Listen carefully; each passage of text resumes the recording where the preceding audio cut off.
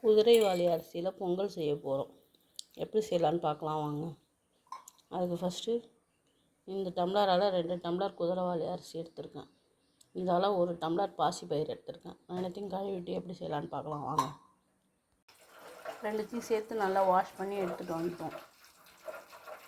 3 tumbler எடுத்துருக்கோம் நம்ம பருப்போடு சேர்த்து. அப்போ 6 டம்ளர் தண்ணி ஊற்றணும். 1க்கு 2 தண்ணி ஊற்றி ஒரு அரை மணி நேரம் ஊற வச்சிடலாம்.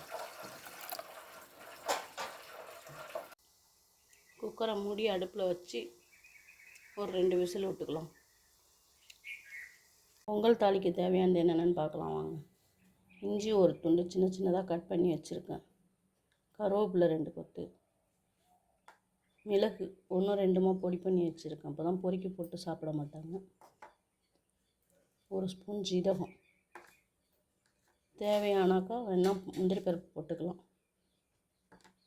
தாளிக்கிறதுக்கு தேவையான நெய். வாங்க பார்க்கலாம். Cooker whistle விட்டுடுச்சு. பொங்கல் எப்படி இருக்குன்னு பார்க்கலாம் வாங்க. அதுக்கு தேவையான அளவு உப்பு போட்டு நல்லா வெந்துடுச்சு பாருங்கள்.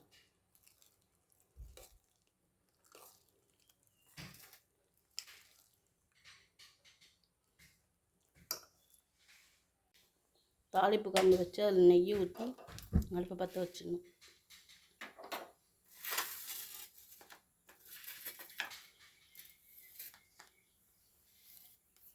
நெய் காஞ்சோடனே இஞ்சிலாம் நெய்யிலே வறுத்து போட்டோன்னா நல்லா டேஸ்ட்டாக இருக்கும். இஞ்சி,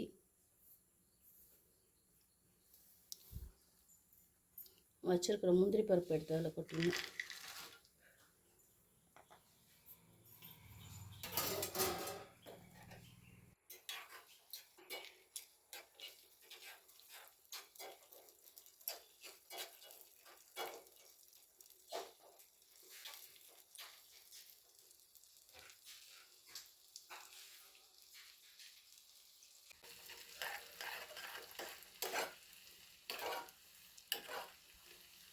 முந்திரி பருப்பு நல்லா சவந்து வந்துடுச்சு. நம்ம எடுத்து வச்சுருக்க ஜீரகம், மிளகு, கொஞ்சமாக தூள் பெருங்காயம், இந்த அளவுக்கு தூள் பெருங்காயம் போட்டு கருவேப்பிலையும் அதே போட்டுணும்.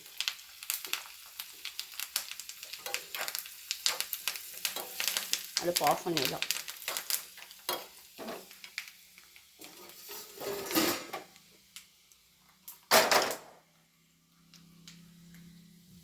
பொங்கலை போட்டு